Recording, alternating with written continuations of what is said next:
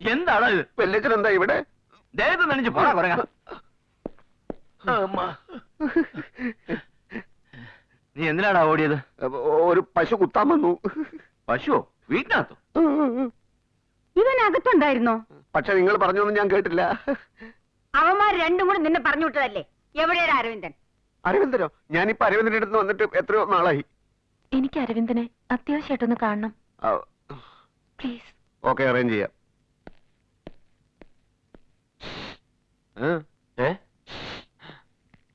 എന്താടാ?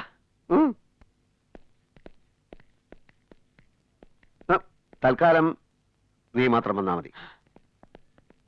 നീ എങ്ങോട്ടായി പോകുന്നത്? എടാ, അവിടെ എന്താ സംഭവിച്ചത്? നീ എന്തായി നോക്കുന്നത്? എന്താടാ, ആ പിശാച് പോയോ?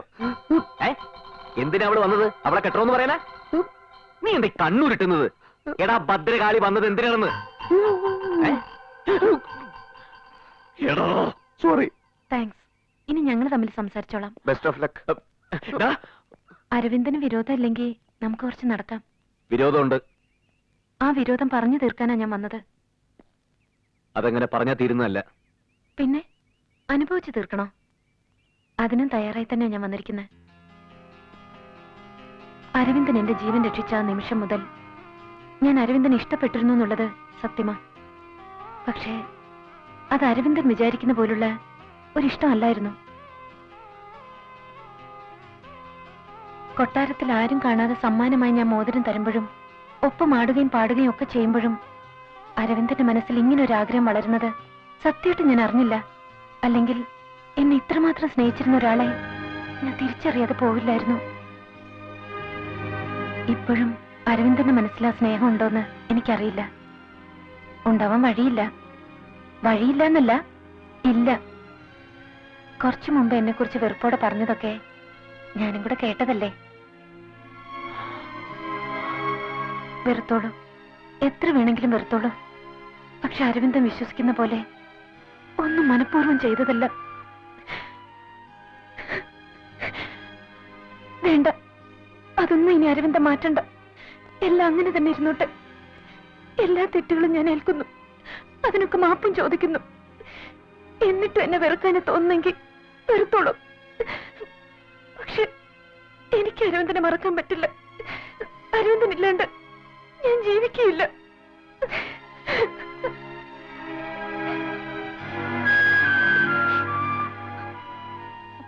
ഈ കള്ളക്കണ്ണീരും അഭിനയവും കാണിച്ച് എല്ലാം നേടിയിട്ടാണ് നീ പോകുന്നതെന്ന് കരുതണ്ട. ഞാൻ ജീവിച്ചിരിക്കുന്നിടത്തോളം കാലം നിന്റെ കഴുത്തിൽ അരവിന്ദൻ താലി കെട്ടില്ല.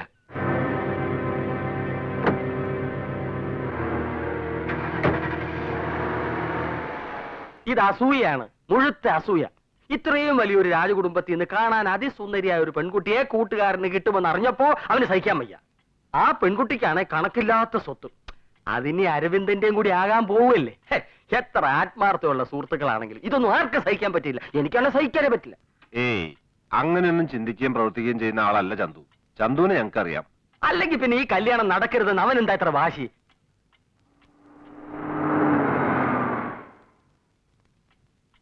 അവൻ വന്നു. ദയവ് ചെയ്ത് അവനോട് ആരും ഒന്നും പറയണ്ട.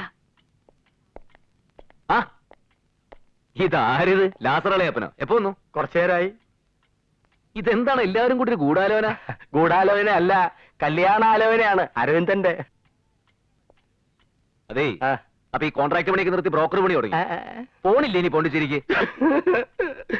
എന്നാ ഞാനൊരു സത്യം തുറന്നു പറയാം. അരവിന്ദൻ ആ തമ്പുരാട്ടിയെ കെട്ടിയില്ലെങ്കിൽ പാണ്ടിച്ചേരി പള്ളിയിൽ സായിപ്പന്മാരുടെ കൂട്ടത്തിൽ ഒരു പുതിയ ശവക്കലർ കൂടി വരും. ചക്കച്ചാമ്പറമ്പിൽ ലാസർ, റെസ്റ്റ് ഇൻ പീസ്. പോകാൻ വരട്ടെ. ലാസറിനോട് ഞങ്ങൾ എന്ത് മറുപടിയാ പറഞ്ഞേക്കേണ്ടത്? എന്ത് വേണേലും പറഞ്ഞോളൂ. വിവാഹത്തിന് എനിക്ക് സമ്മതമാണ് എന്നുള്ളത് ഒഴിച്ച്. അങ്ങനെ നീ പറഞ്ഞൊഴിയാൻ നോക്കണ്ട. നിനക്ക് അവളെ ഇഷ്ടമാണോ അല്ലയോ അത് മാത്രം പറഞ്ഞാ മതി. നീ എനിക്കിഷ്ടമല്ല. ഇത് നിന്റെ തീരുമാനമല്ലല്ലോ, നിന്റെ ആ കൂട്ടുകാരന്റെ അല്ലേ? അതെ, ചന്തുവിന്റെ തീരുമാനം തന്നെയാ. എന്റെ അച്ഛനേക്കാളും അമ്മയെക്കാളും നിങ്ങൾ എല്ലാവരെക്കാളും എനിക്ക് വലുത് അവൻ തന്നെയാ. മതിയോ? ഇനി ഇതിൽ കൂടുതൽ ഞാൻ വേറെ എന്തെങ്കിലും പറയണോ?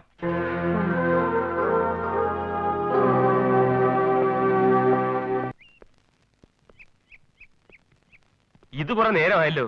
എന്താ പറയാനുള്ളതെന്ന് വെച്ചാ പറ. ഞാൻ പറയാൻ പോകുന്നത് നിനക്ക് ഇഷ്ടപ്പെടില്ല എന്ന് എനിക്കറിയാം. എന്നാലും ഇത് നീ അനുസരിച്ചേ പറ്റൂ. അരവിന്ദന്റെ കല്യാണത്തിന് നീ തടസ്സം നിൽക്കരുത്. ഞാൻ പറയുന്നത് വേറൊന്നും കൊണ്ടല്ല. അവന്റെ അച്ഛനും അമ്മയ്ക്കും വീട്ടുകാർക്കും ഒക്കെ ഈ കല്യാണം നടന്നു കാണാൻ ആഗ്രഹമുണ്ട്. നിനക്കോ? എനിക്കോ നിനക്കോ ഇഷ്ടമാണോ അല്ലയോ എന്നുള്ളതല്ല ഇവിടുത്തെ പ്രശ്നം. അവർക്കൊക്കെ ഇഷ്ടമാണ്. നീ ആയിട്ട് അവരെ വേദനിപ്പിക്കരുത്. നീ എന്താടാ പറഞ്ഞത്? ഞാനായിട്ട് അവരെ വേദനിപ്പിക്കുകയാണെന്ന്? ഈ കല്യാണം നടന്നാ പിന്നെ ഏറ്റവും കൂടുതൽ വേദനിക്കാൻ പോകുന്ന അവരായിരിക്കും. ഈ കല്യാണം കൊണ്ടുള്ള ഉദ്ദേശം എന്താണെന്നും അവളുടെ മനസ്സെന്താണെന്നും എനിക്ക് മാത്രമല്ലേ അറിയൂ. നിനക്ക് എന്തറിയാമെന്നാ? നിനക്ക് അവളെ പറ്റി ഒരു ചുക്കും അറിയില്ല. നീ മനസ്സിലാക്കാത്ത ഒരു സത്യം ഞാൻ ഇനി തുറന്നു പറയാം. അരവിന്ദനും അവളെ ഇഷ്ടമാണ്. നിനക്കിഷ്ടമല്ലാത്തത് കൊണ്ട് മാത്രമാണ് അവൻ അവളെ വേണ്ടാന്ന് പറയുന്നത്. അവളോട് ഇനി എത്ര ഇഷ്ടമുണ്ടെങ്കിലും നിനക്ക് വേണ്ടി അവൻ അവളെ മറക്കും എന്നേക്കുമായിട്ട്. പക്ഷെ പിന്നീട് ഒരിക്കലും മറ്റൊരു കല്യാണത്തിന് അവൻ സമ്മതിച്ചെന്ന് വരില്ല. അന്ന് എനിക്കും നിനക്കും ആർക്കും അവനെ നിർബന്ധിക്കാൻ അവകാശം ഉണ്ടാവില്ല.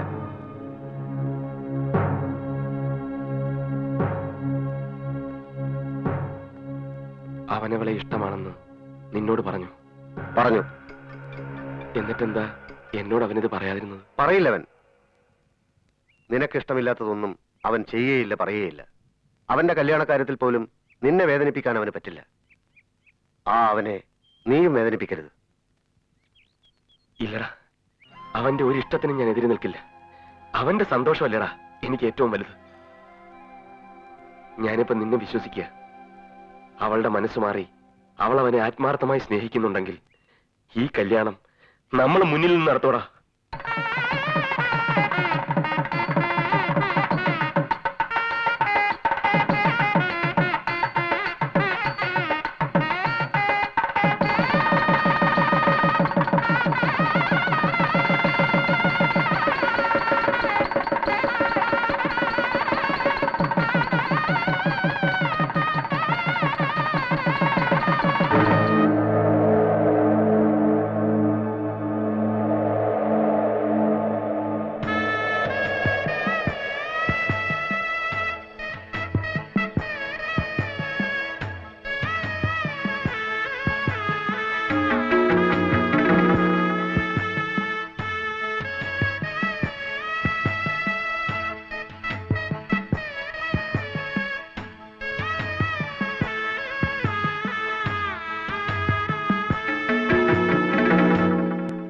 നീ എന്താണ് ഒരു അന്യനെ പോലെ മാറി നിൽക്കുന്നത്? അങ്ങോട്ട് വന്നേ.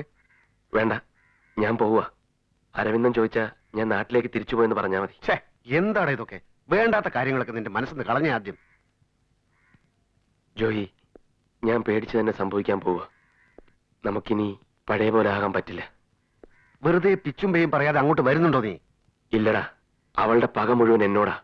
അതുകൊണ്ട് ഞാനിനി ഇവിടെ നിൽക്കാൻ പാടില്ല. ഞാൻ അവനോടൊപ്പം ഉണ്ടാകുന്ന ഓരോ നിമിഷവും അരവിന്ദന് വേദന മാത്രമേ ഉണ്ടാവൂ. നമുക്കവന്റെ സന്തോഷമല്ലേടാ വേണ്ടത്. അവനും അവളും സുഖമായിട്ട് ജീവിക്കണം. അവർക്കിടയിൽ ഒരു പ്രശ്നമായിട്ട് ഞാൻ വേണ്ട.